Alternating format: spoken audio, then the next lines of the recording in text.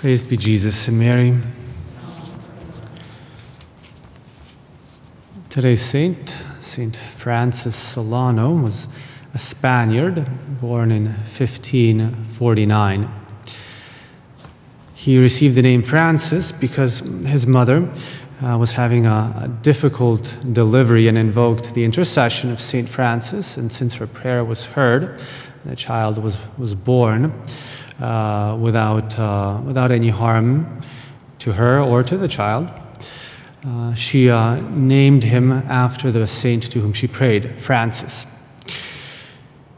St. Francis Solano then himself discovered a vocation to the Franciscan way of life, and at the age of 20 he entered the order of Friars Minor, and then devoted himself after ordination to the priesthood, to the office of preaching, the care of the sick, and finally he requested to go to the missions. He wanted to be a missionary in Africa, although his superiors sent him to Latin America instead to evangelize that vast continent. It's there that he spent the rest of his life working tirelessly, especially for the natives, many of whom, countless numbers of whom he converted to Christianity, and whom he defended against their oppressors. Worn out by his continuous exertions and penances, he died in Lima in 1610. His life was also full of miracles that our Lord wanted to manifest in his life, or rather by which our Lord wanted to manifest his power and his glory in the life of Francis Solano, and by which he wanted to reward the faith of this saint. And the one thing that I think stands out very much in his life is the zeal and the fervor and the dedication with which he undertook anything and everything that was assigned to him by obedience as a friar.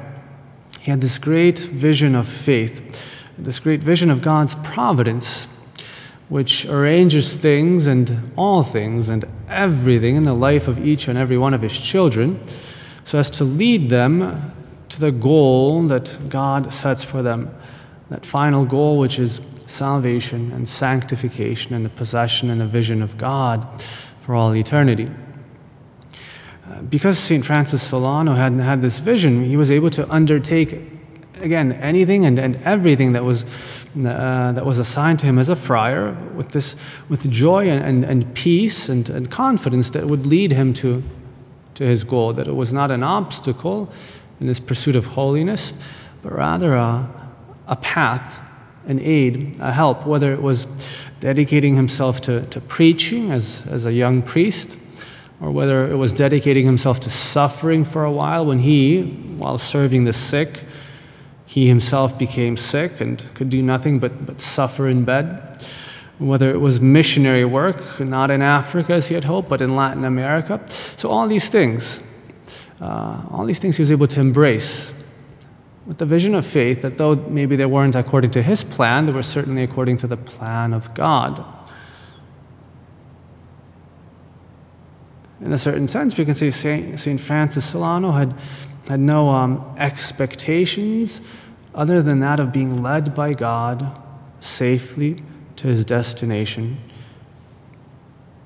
And with fervor, zeal, and dedication, he dedicated himself to everything that life, that religious life and life in general put on his path. And he did everything well, and he let everything sanctify him.